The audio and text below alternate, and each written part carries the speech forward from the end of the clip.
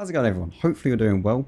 Welcome to my mods and settings. I'm going to go through my entire game options. I'm not going to spend too long on them. This is more of just a video where I just go through them and show you what I have. I did make a full settings guide. Yes, there have been some changes to it, but majority of them I go through and explain what every single setting does.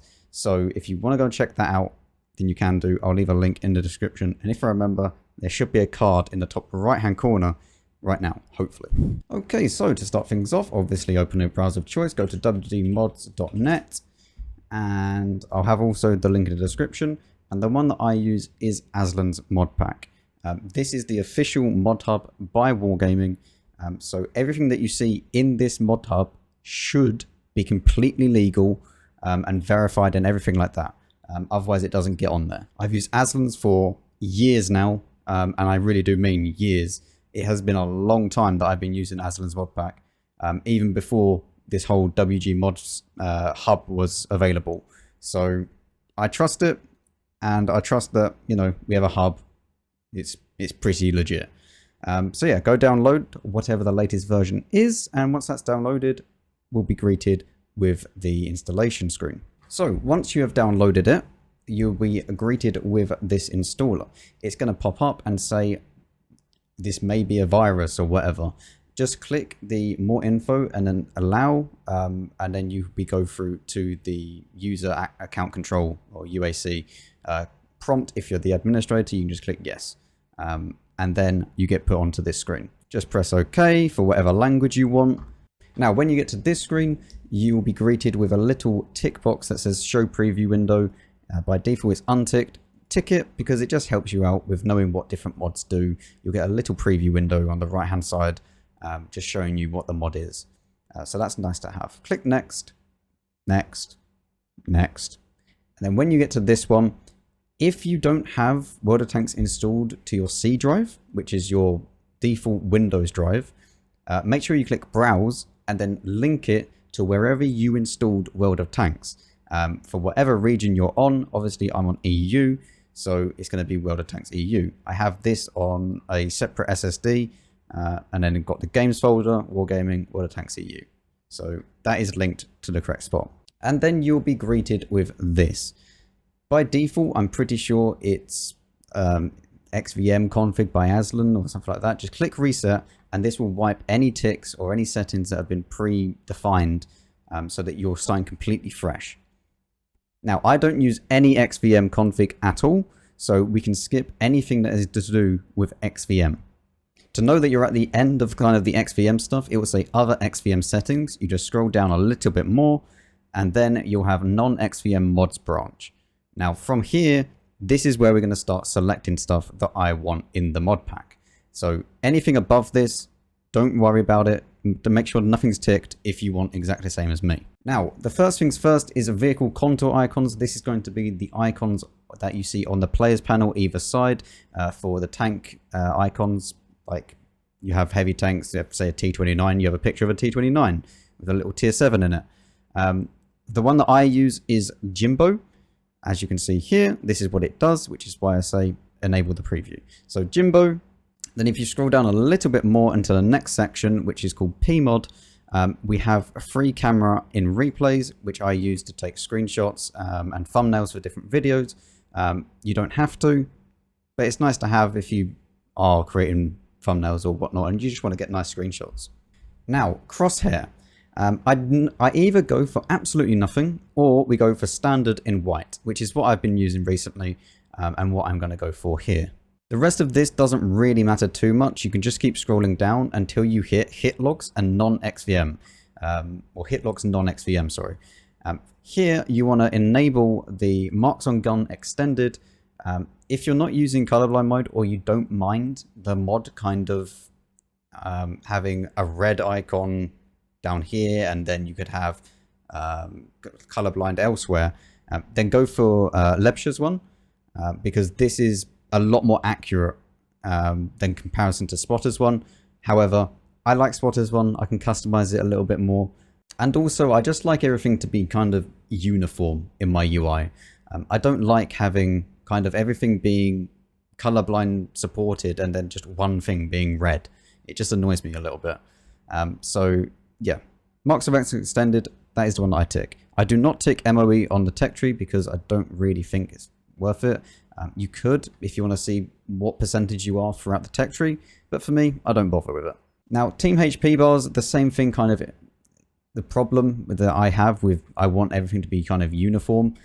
You can't change the colorblind of this, so you can't make any of these colorblind. I wish Lebsham would actually like make a colorblind version of it. It'd be really, really nice if he did, because I do love his mods. Like this one is beautiful, and so is like these. Either way, I don't use any team HP bars. However, you can do if you want to. Scrolling down a little bit more, still in the same category, we have hidden parameters.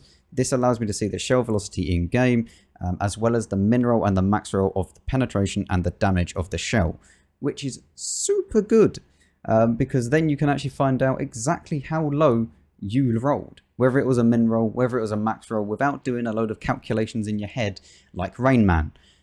So it's nice to have. I also enable spotting markers. Because I love these ones. I think these are so simple to have.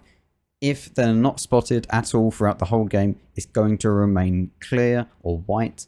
If they have been spotted and they are spotted, then it's green. And if they have been spotted before, but they're not spotted currently, it's going to be an orange color. I think that that is the best. It's so just nice looking and simple that it's much better than the little pop-up bulb icon that Wargaming has. Now, scrolling down a little bit further, we go to the 6th Sense settings. Static icon, 6th Sense duration is 10 seconds, and World of Tanks default bulb icon. Now, the reason why I set it to 10 seconds is that is the default 6th Sense time. And then obviously if you use designated target and stuff like that, it'll go up by 2 seconds and then 4 seconds, and you could use the improved radio and it'll go up by another 2 seconds or 4 seconds, whatever it is. So 10 seconds is usually how long people spot, but give or take 2 seconds if you're in like tier 10 and you get spotted by a light tank maybe. But yeah, the bulb staying there for the longer just gives you more of an idea of when it's safe to actually move out of cover. When it comes down to position here, it automatically ticks it. Untick that because you don't want it to be messed around. Like you don't want it to the left of the screen here. You don't want it to the right of the screen. Top position if you're in 4K because it can mess up. I believe that's only if you change the scaling, but I'm not 100% sure. But just untick position for now, unless you are using 4K, and then you need to read into it a little bit more, test a few settings out. Now, I used to use the fog and sun glare remover. If you don't care about graphics too much, this is honestly just amazing. It really is. It stops so much of the sun glare from happening. Like you don't get the great beams of light coming down. It's really, really nice. However, I wish that it was just the sun glare and not the fog, because the fog is too visible in the background. I like the fog being there. It adds to the ambience of the map. So I leave that off for now.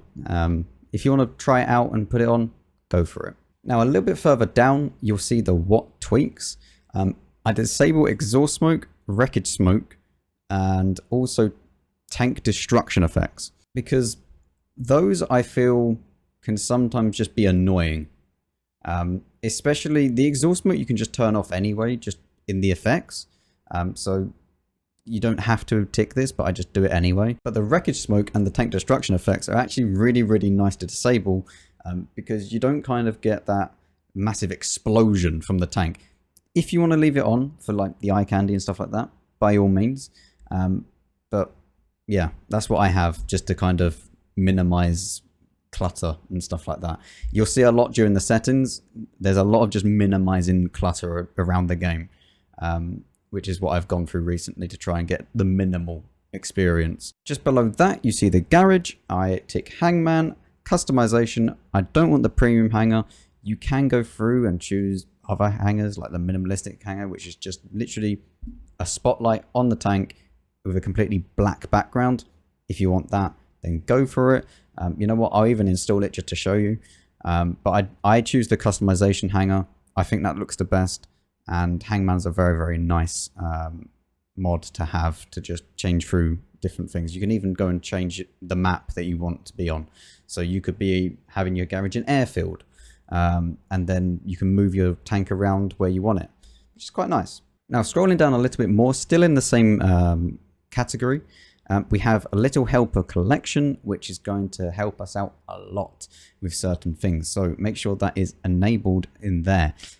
You can also get events reminder for EU. It just comes up and says ranked ends in so-and-so days and frontline starts in so-and-so days every time that you log in. So it's kind of nice if you don't keep track of that kind of stuff. But I get more than enough things on my Discord telling me when stuff is starting and when stuff's ending, so I don't really need that. Now, I would enable battle hits. However, as you can see here, it is quite buggy. Near enough every single time you go into it and then out of it, it crashes your game. And it's so annoying. I love this mod. It's so nice to know where you got hit and stuff like that. But it's just unusable for me at the moment. So I don't enable it. I do enable garbage seller. This mod is super nice because you can just quickly sell any old shells that you have, for example. Let's say that you're going through cleaning out your garage. You take out all the shells and you're like, oh, I got to go through them one by one and then click enter and then do that. Nope, you can just click shell premium, compatible with vehicles, process, done. It's gone. Very, very nice mod to have. Now, there is one more mod that I want to bring to your attention, which is the no dirt mod. This is very, very nice because it just gets rid of the stupid muck that just appears on your tank if you go through like water or something. Like it's quite nice. It is quite a nice mod, and I do have it enabled. But that is the last mod on the list. The rest of these, don't worry about them too much. You can do your UI scaling if you want to here. But yeah, that's basically the mods. Just click next once you're here. Make sure all 3 of these is ticked, because then it will flush out any previous mods that you had, and also your caches for your game. Don't worry, this won't remove any replays or anything like that, and it won't break your game. It will just quickly, fresh install for everything. So just click next, install, and then you're pretty much done once this is finished. And then you can go and do certain things like support him on Patreon and, donate and whatnot, or activate XVM if you chose XVM. Click finish, load up Wargaming Launcher, and launch the game. Okay, so once you are in the game, your game should look something like this. Obviously, different UI if you're on different res. But first thing that I'm going to do is that I'm going to drop this down here because it's a lot more clearer down the bottom. Kind of line it up somewhere around here.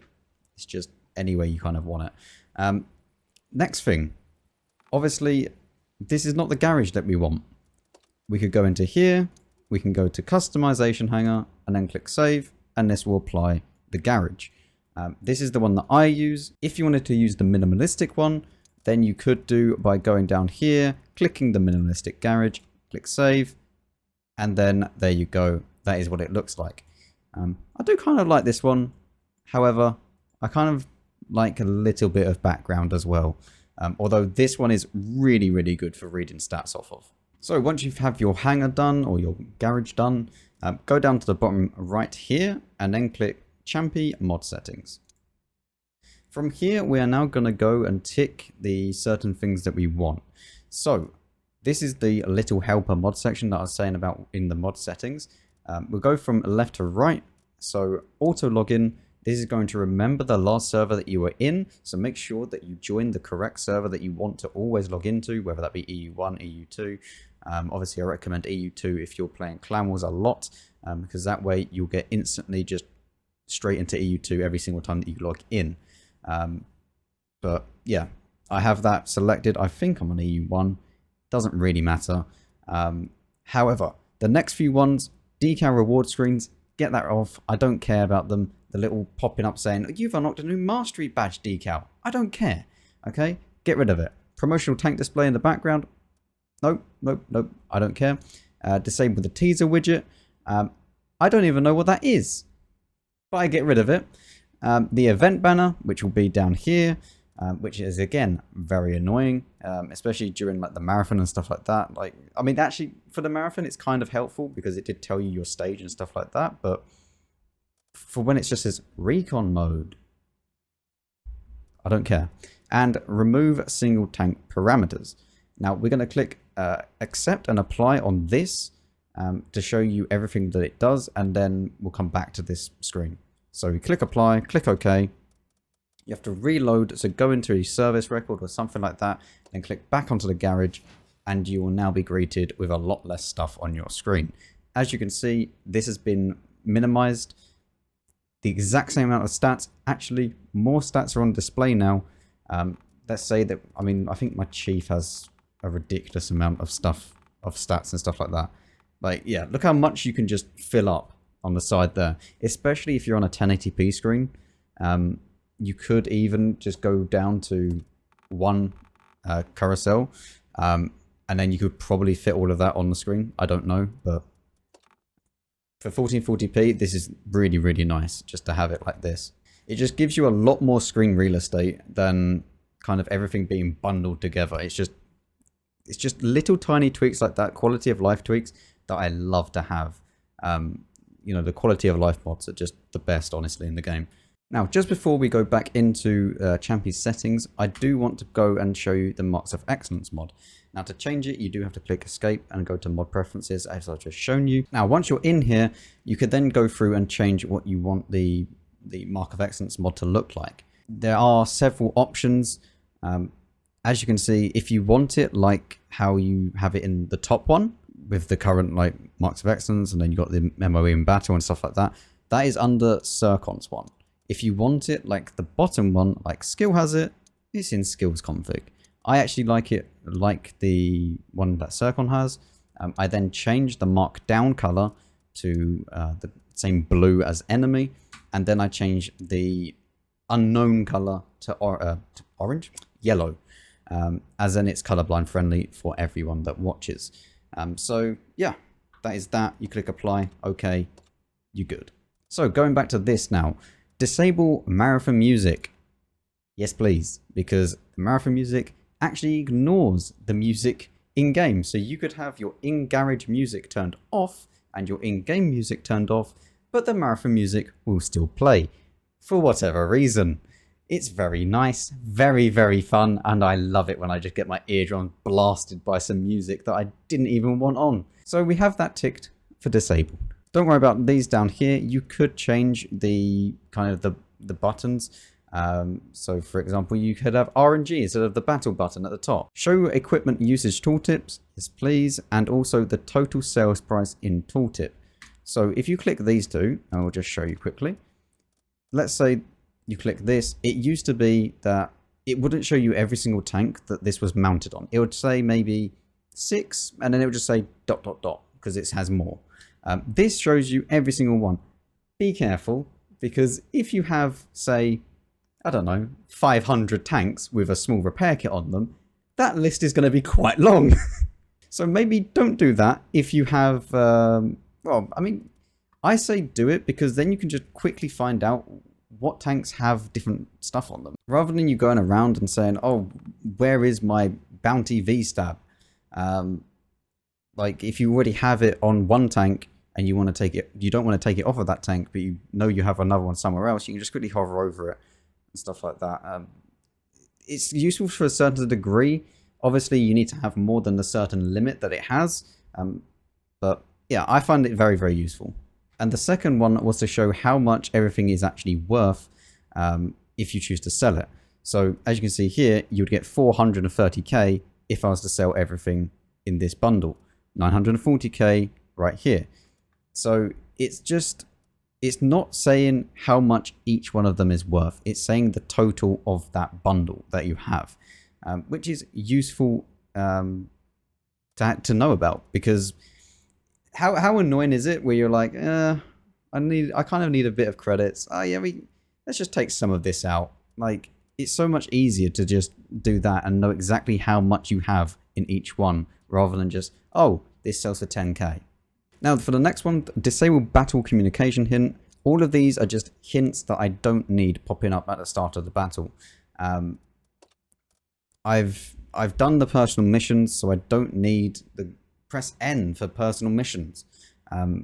Pop up, keep coming up every single time that I start a battle. So I disabled them. If you want to keep them on because you're a new player or whatnot, then do. It's up to you. Remove dog tags. I don't really care for dog tags, to be quite honest with you. I don't think that it was a bad change. Like, it doesn't hurt the game at all, but I just don't really care about them. And also disable artillery stun effect. This is by far my favorite little button.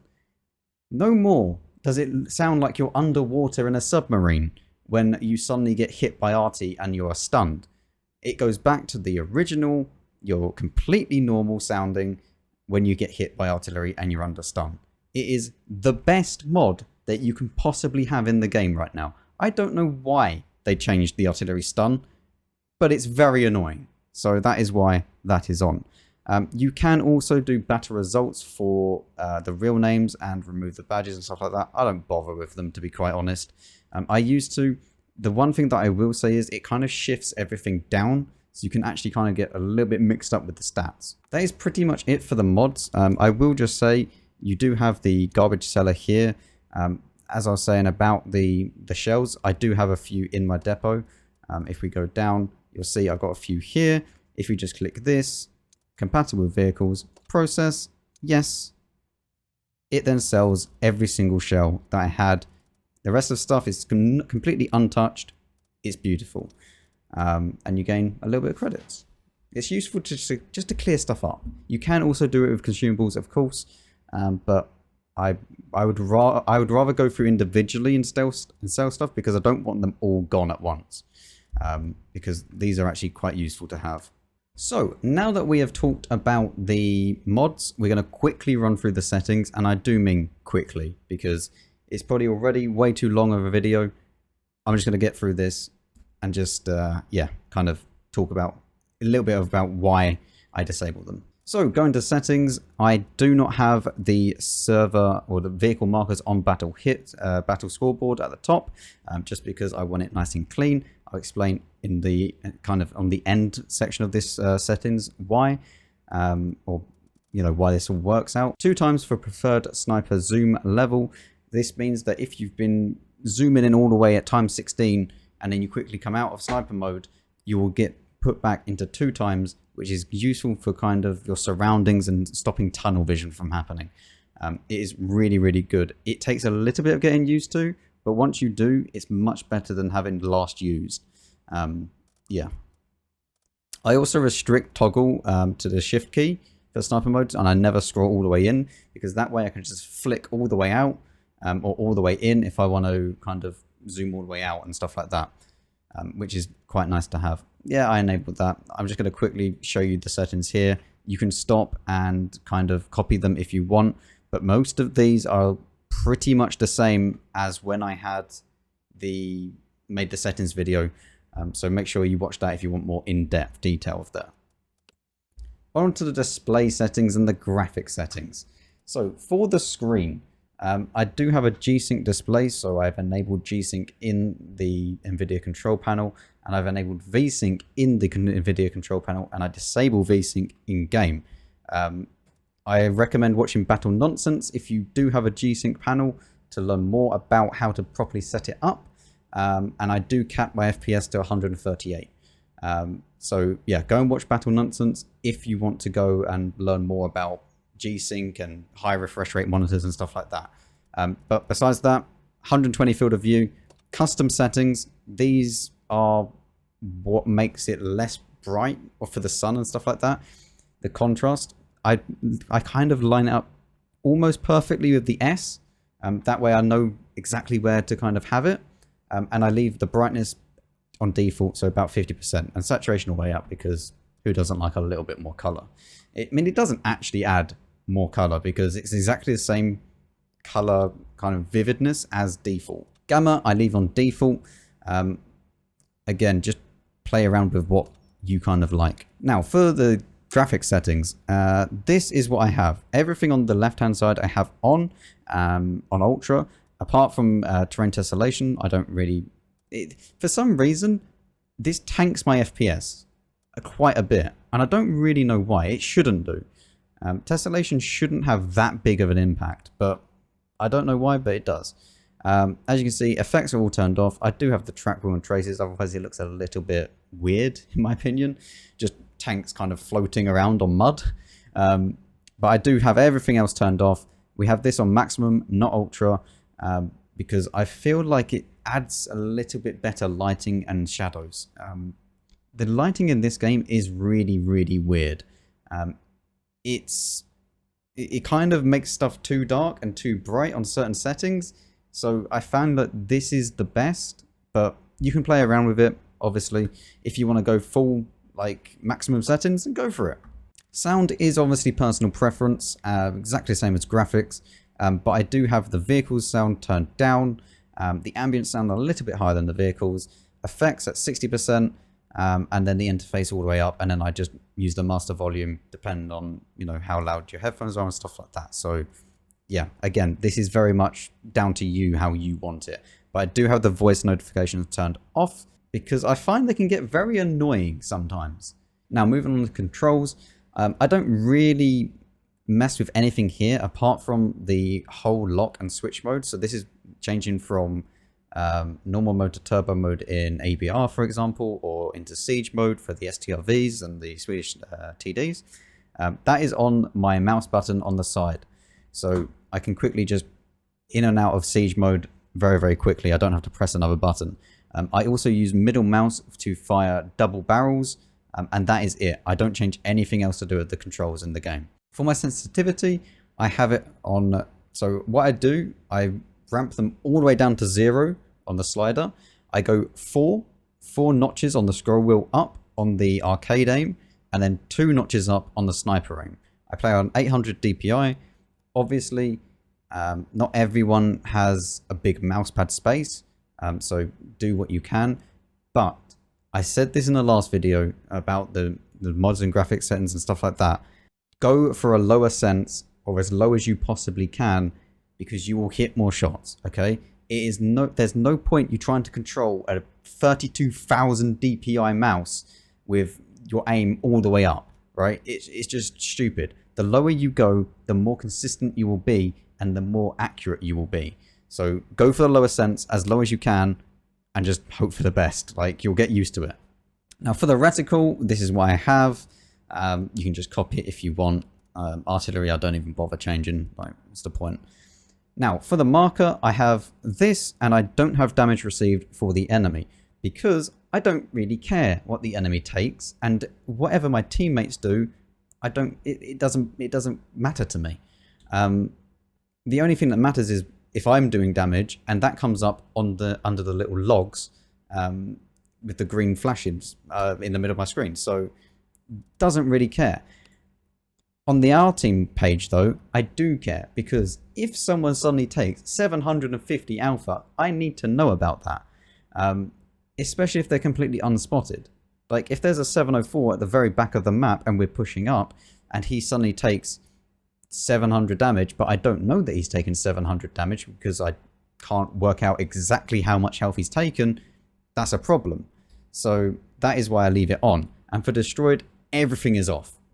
It removes clutter from the game. For this, I have pretty much the standard. I disable the friendly fire one because why would I have that on? It's just another thing that's popping up that I don't actually need. Friendly fire does nothing.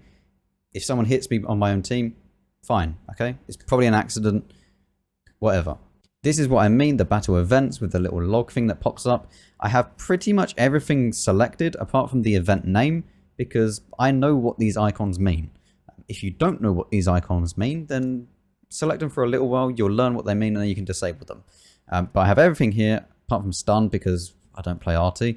And I have these 3 unticked because I don't need to know how much damage I'm taking, because again, this is going to be on the actual fire directions.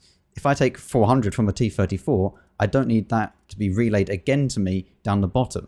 The exact same with critical damage. I don't care that I've been tracked. I'm pretty sure I would notice if my track's been blown off. Like, and the exact same thing with damage blocked. I have the little icon down the bottom left. It doesn't matter too much. And I also have it coming up here yet again, even with the critical hits. So it's just extra stuff that I don't need in my face. For the logs, I don't have anything for my damage caused because it just causes a little bit of clutter again. And we just have the 3 things here, obviously 4 things if you're using artillery. We do have the damage that you take up here as well, because that is useful information.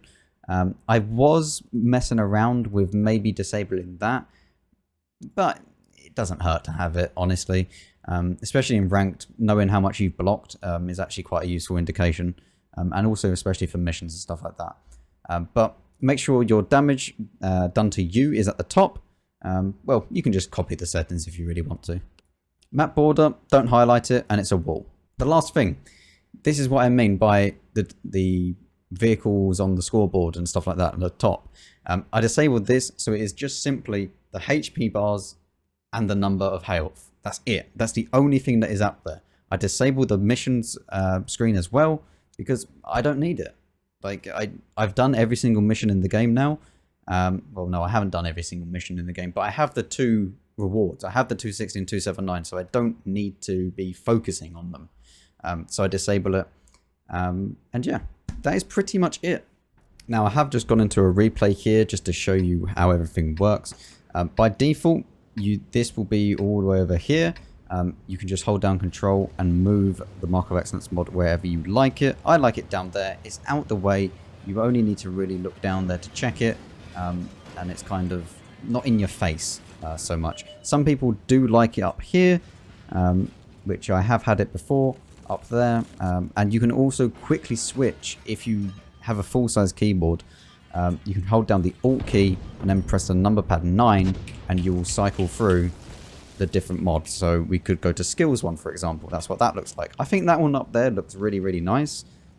However, I do prefer having the more information and then we just put it down there. It's kind of out the way, like so.